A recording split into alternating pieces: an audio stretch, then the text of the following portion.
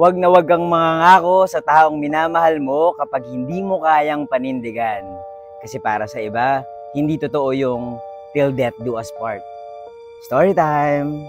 Ito yung kwento ng dalawang mag-boyfriend at girlfriend na sobra yung pag-ibig sa isa't isa.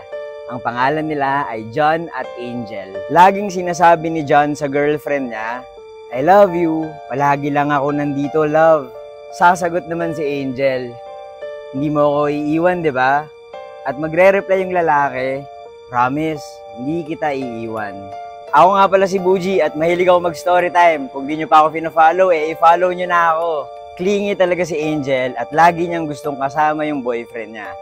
Kapag nag-aaway sila at parang magbe-break na, palagi niyang sinusumbat kay John, akala ko ba hindi mo ako iiwan? Isang beses, nagkasakit si Angel. At ang gusto niya, palaging nandun si John sa tabi niya. Lalo na nung nasa ospital siya. Gusto niya, kapag mamamatay siya, nandun si John sa tabi niya. Nagbigay naman ng assurance yung boyfriend. Hindi kita iiwan. Basta ako, hindi mo ako iiwan ha. Sabi ng babae, hindi kita iiwan.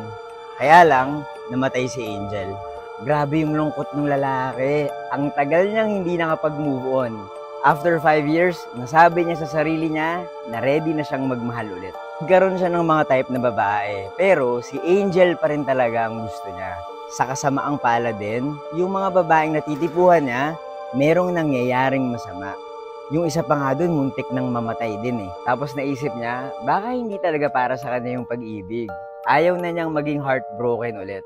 Nagkaroon ng bagong kapitbahay si John. Napalapit sa kanya yung babae at eventually, naging mag-boyfriend-girlfriend sila. After ilang years, nag-propose si John at nag-yes yung babae. Tapos, nagulat si John sa sinabi ng babae, maraming salamat love, kakasal na tayo. Sa wakas, sabi ko naman sa'yo, maski nung nasa ospital ako, hindi kita iiwan.